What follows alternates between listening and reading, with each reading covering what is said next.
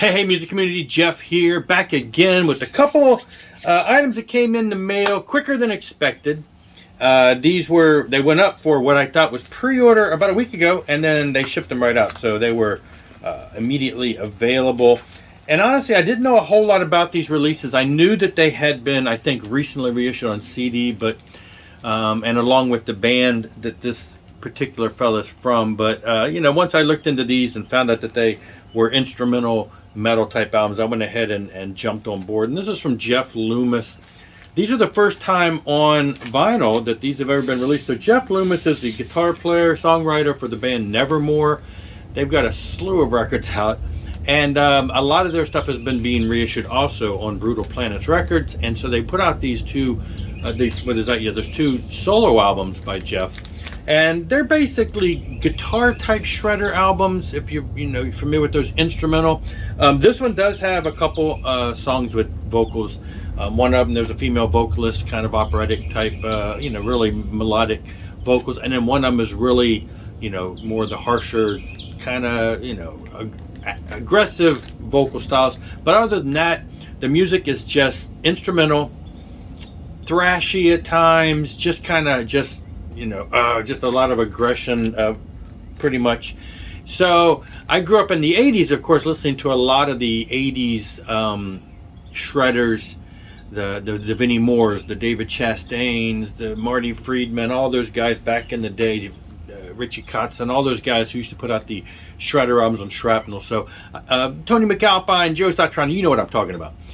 This is a little more aggressive than that. This is a little more modern, but I think one of the there's this one, and then Zero Order Phase is the other one.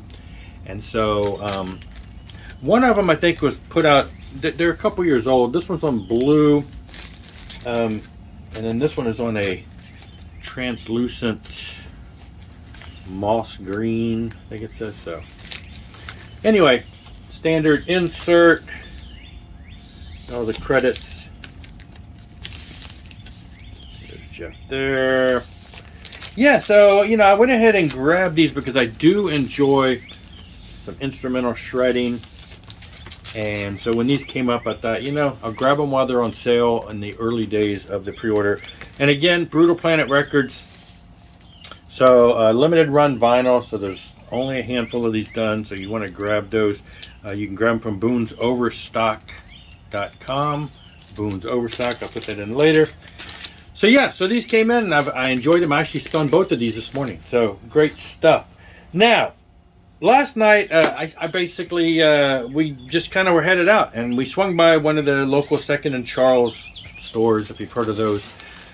And, they have a big vinyl section. They tend to be, occasionally I find stuff there that's reasonably priced. They tend to be, typical store, kind of overpriced. I'm finding some records there, some newer releases that were like twice as much as they were on Amazon, but that's just because Amazon drops the prices. So, but occasionally I do find things that are reasonable, or things that maybe are harder to find that are still reasonable. But they have a lot of used stuff too. Now, they have a whole top section, and that's where I kind of stick to, and then they got a bunch of stuff underneath. I don't always take the time to look in there, but as I was walking by, I happened to look down and thought, well, they had like a Deep Purple album. So I thought, I should flip through some of these. And then I noticed that there was actually some pretty decent stuff for decent prices. Now, I started looking at a couple, and I'm thinking, what do I need? I'm trying to be a little more frugal here. What do I need? What do I want? What's really necessary? And I ended up finding 3 or 4 albums that I thought, these would be nice to have. But when it was all said and done, I just put them back. I said, I just don't need to buy anything right now. So my wife, she came over, she had bought a used book, and she's like, well, you're not getting any albums? I'm like, nah, I don't really need anything. She says, well, no, get something. I'm like, well, I don't really need anything. And I said, but there were a couple over there that were, cheap. And she goes, show me what you got. And so I went over there, and I said, well, there's this one, and I pulled that out. It was actually one of the more expensive ones. I said, but I don't really want that. I said, really, I was just going to get one of these, $5 albums. And so I showed her 2 of them, and she said, well, we're getting that one. And so she grabbed J. Gow's Freeze Frame. Probably the only J. Gow's album I had back in the day. She had it back in the day. Everybody had it back in the day. Freeze Frame, Centerfold, it's got all the hits. She's like, we got to get that. So, so she grabbed that, and I said, well, this was the other one that I probably really wanted, and it was only, you know, it was under $5.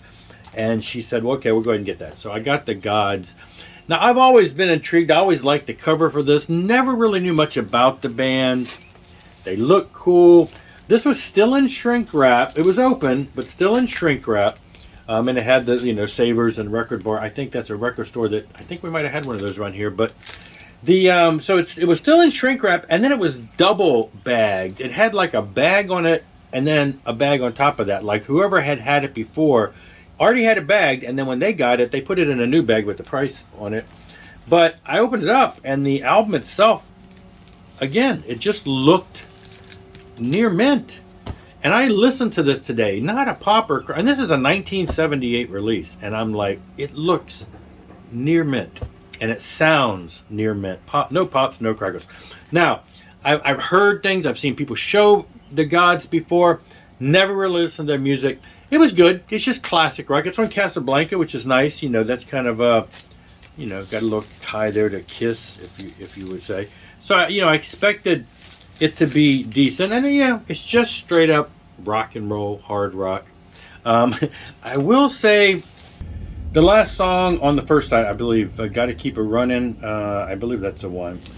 It's like 7 minutes long, and it's got this whole talking section in there, and it did not age well. I mean, it's like pretty much a cheese factor. So this album you could pick up anywhere. I see it on sale for $2 or $3. I only paid like $5, so it was in great condition, so I grabbed it.